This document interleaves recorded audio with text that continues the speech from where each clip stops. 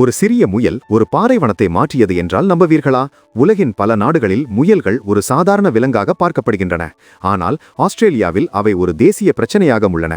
இன்று அந்த நாட்டில் மனிதர்களை விட பல மடங்கு அதிகமான முயல்கள் இருக்கின்றன. அவை விவசாய நிலங்களை அழித்து பயிர்களை முழுவதும் சாப்பிட்டு மண்ணை மீண்டும் மீண்டும் உலர வைத்ததால் ஆஸ்திரேலிய அரசு முயல்களை அழிவை ஏற்படுத்தும் உயிரினம் என்று அறிவித்துள்ளது. அதே முயல்கள் உலகின் மறுபுறம் உள்ள சீனாவில் ஒரு முழு பாலைவனத்தின் எதிர்காலத்தையே மாற்றியுள்ளன. சீனாவில் உள்ள குப்புச்சி பாலைவனம் ஒரு காலத்தில் அந்த நாட்டின் மிகப்பெரிய சுற்றுச்சூழல் பிரச்சனையாக இருந்தது. இந்த பாலைவனம் வருடத்திற்கு லட்சக்கணக்கான ஏக்கர் பசுமை நிலங்களை விழுங்கிக் கொண்டிருந்தது. காற்று அடித்தால் மணல் பறந்து அருகிலுள்ள விவசாய நிலங்கள் எல்லாம் மெதுவாக பயன்பாடற்றதாக மாறின. இதை தடுக்க அரசு பல முயற்சிகளை செய்தது. மரங்கள் நடப்பட்டன, மணல் கட்டுப்பாட்டு திட்டங்கள் தொடங்கப்பட்டன. ஆனால் இயற்கையின் வேகத்தை கட்டுப்படுத்துவது அவ்வளவு எளிதல்ல என்பதை காலம் நிரூபித்தது. இந்த நிலையில்தான் வாங் வான் பியாபோ என்ற ஒரு உள்ளூர் தொழிலதிபர் மற்றவர்களுக்கு எளிதாக புரியாத ஒரு யோசனையை முன்வைத்தார். பாலைவனத்தில் பெரிய திட்டங்கள் இல்லாமல் சிறிய அளவில் மாற்றத்தை தொடங்க வேண்டும் என்ற எண்ணம் அவருக்கு இருந்தது. அவர் செய்த முதல் வேலை மணல் பரப்பதை குறைப்பது. அதற்காக உலர்ந்த புதர்களை சதுர வடிவத்தில் அமைத்து அதன் நடுவில் வில்லோ மரங்களை நட ஆரம்பித்தார். வில்லோ மரங்கள் நீரின்றியும் உயிர் வாழக்கூடியவை. அவற்றின் வேர்கள் நூற்றுக்கணக்கான அடிகள் ஆழம் வரை சென்று நிலத்தடி நீரை தேடி பிடிக்கும் திறன் கொண்டவை. ஆரம்பத்தில் பலர் இதை பார்த்து சிரித்தார்கள். ஆனால் சில ஆண்டுகளுக்கு பிறகு மரங்கள் வளரத் தொடங்கின. மணல் காற்றில் அடித்து செல்வது குறைந்தது. மண் கொஞ்சம் கொஞ்சமாக ஈரத்தன்மையை தக்க வைத்துக் கொள்ள தொடங்கியது. இங்குதான் ஒரு புதிய பிரச்சனை உருவானது. வில்லோ மரங்களை வணிக ரீதியாக பயன்படுத்த வேண்டுமென்றால் அதன் புதிய கிளைகளை அடிக்கடி வெட்ட வேண்டும்.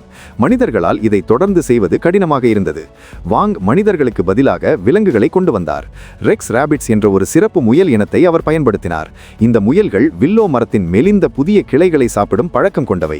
முயல்கள் கிளைகளை சாப்பிட்டதால் மரத்தின் முக்கிய தண்டு இயற்கையாகவே தடிப்பானது. இதனால் மனித உழைப்பு தேவையில்லை, செலவும் குறைந்தது. பேப்பர் மற்றும் ஃபர்னிச்சர் இண்டஸ்ட்ரிக்கு தேவையான மரம் கிடைத்தது. மேலும் முயல்களின் மலமானது இயற்கை உரமாக மாறி மண்ணின் தரத்தை மேம்படுத்தியது. வில்லோ மரங்களின் ஆழமான வேர்கள் மணலை ஒன்றாக பிடித்து வைத்ததால் காற்று அடித்தாலும் மணல் பறக்கவில்லை. மண்ணுக்குள் ஈரம் தங்கி புல்கள் முளைக்கத் தொடங்கின. முயல்கள் புல்லை சாப்பிட்டாலும் அதன் விதைகளை செரிக்காததால் அந்த விதைகள் மீண்டும் மண்ணில் விழுந்து பசுமையை அதிகரித்தன. இது ஒரு இயற்கை சுழற்சியாக மாறியது. இந்த மாற்றத்தை பார்த்த சீன அரசு திட்டத்தை பெரிய அளவில் விரிவுபடுத்தியது. மணல் மேடுகள் சமப்படுத்தப்பட்டன. மேலும் வில்லோ மரங்கள் நடப்பட்டன. உள்ளூர் மக்களுக்கு ரெக்ஸ் முயல் வளர்ப்பு ஊக்குவிக்கப்பட்டது. ஒவ்வொரு வீடும் ஒரு சிறிய பண்ணையாக மாறியது.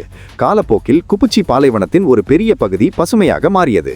ஒரு காலத்தில் மரணத்தின் கடல் என்று அழைக்கப்பட்ட இடம் இன்று ஒரு சுற்றுச்சூழல் அதிசயமாக பார்க்கப்படுகிறது. இப்போது உங்களுக்கு ஒரு கேள்வி எழலாம். ஒரே முயல் ஆஸ்திரேலியாவில் ஏன் சாபமாகவும் சீனாவில் ஏன் வரமாகவும் உள்ளது? காரணம் முயல்கள் அல்ல, மனிதர்களின் அணுகுமுறை. ஆஸ்திரேலியாவில் முயல்கள் கட்டுப்பாடில்லாமல் பெருகின.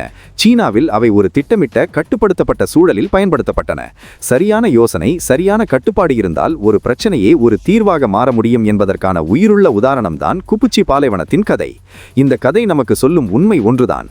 இயற்கையை எதிராக பார்த்தால் அது அழிக்கும். அதே இயற்கையை நண்பனாக பார்த்தால் அதே இயற்கை உயிர் கொடுக்கும்.